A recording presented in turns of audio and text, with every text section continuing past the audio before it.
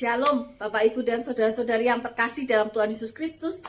Tema hari ini adalah manajemen waktu. Terambil dari Mazmur 90 ayatnya ke-12 demikian. Ajarlah kami menghitung hari-hari kami sedemikian sehingga kami beroleh hati yang bijaksana. Hari-hari kita di bumi, Mazmur 90 ayat 10 mengatakan, paling lama 70 sampai 80 tahun. Walaupun pada kenyataannya ada yang berumur 80, 90, bahkan lebih dari 90 tahun. Tetapi semua itu adalah jangka waktu yang lebih pendek dibandingkan masa kekekalan yang kita semua akan memasukinya. Oleh karena itu manusia perlu berdoa memohon hikmat dari Tuhan.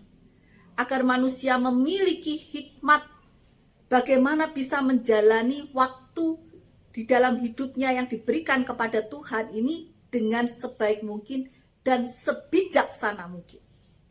Hidup kita seharusnya menjadi persiapan untuk kehidupan kita kelak di alam baka. Orang harus membuat pilihan-pilihan, menggunakan waktu di dalam hidupnya, melakukan apa? Apakah melakukan seperti yang Allah inginkan, atau melakukan seperti apa yang Dia inginkan? Bagaimana kita dapat menjalani waktu di dalam kehidupan ini dengan kesetiaan mengikutinya dan taat pada perintahnya apapun risikonya.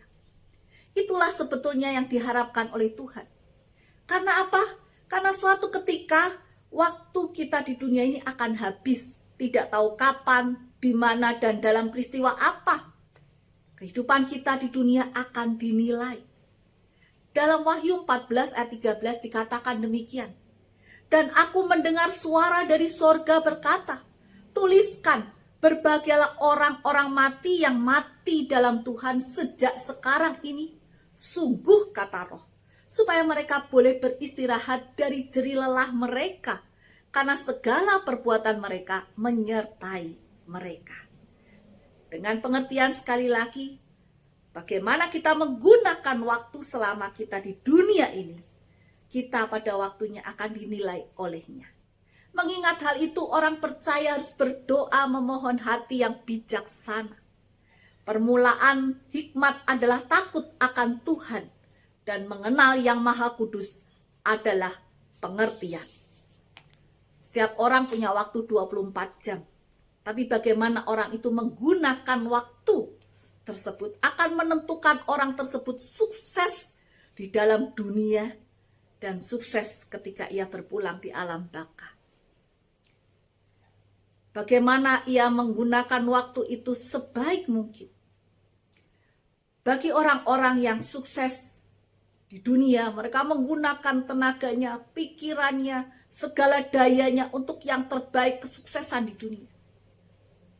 Tapi jangan lupa, orang tersebut suatu ketika juga akan menyelesaikan hidup di dunia dan memulai kehidupan di alam baka.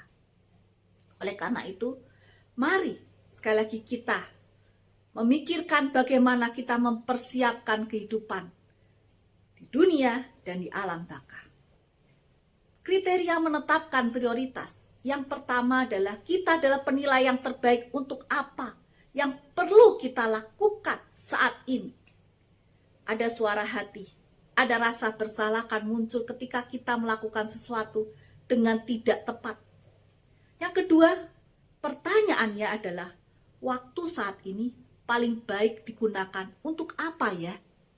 Dan yang ketiga, batas waktu perlu ditetapkan untuk menilai kapan kita memulainya dan kapan kita akan menyelesaikan.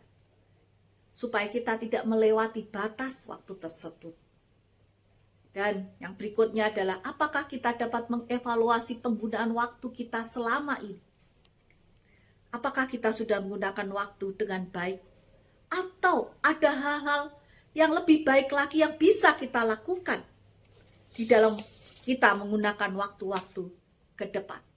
Yang kedua, hambatan-hambatan apa di dalam menggunakan waktu kita dengan lebih efektif dan efisien? Ketiga, jika kita punya waktu lebih 5 jam dalam seminggu, apa yang bisa kita lakukan?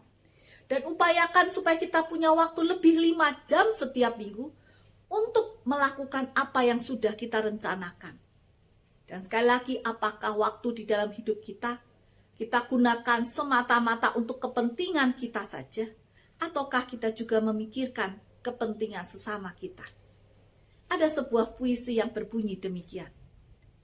Biarlah tiap-tiap hari menjadi kesempatan untuk rendah hati, memaklumi kelemahan dan kerapuhan sesama manusia, menutupi kelemahan mereka, mengasihi sifat-sifat yang baik, mendorong kebajikan mereka, mencukupkan kebutuhan mereka, menghibur mereka yang dalam kesusahan, menerima persahabatan mereka, dan mengabaikan sikap mereka yang kurang baik, serta mengampuni kebencian mereka. Tulisan dari William Law. Oleh karena itu, marilah kita memohon Tuhan untuk menolong kita, untuk dapat mengatur waktu dengan lebih baik lagi, agar kita menjalani hidup ini dengan lebih bijaksana, sesuai kehendaknya, dan kelak kita tidak menyesalinya. Tuhan memberkati kita. Amin.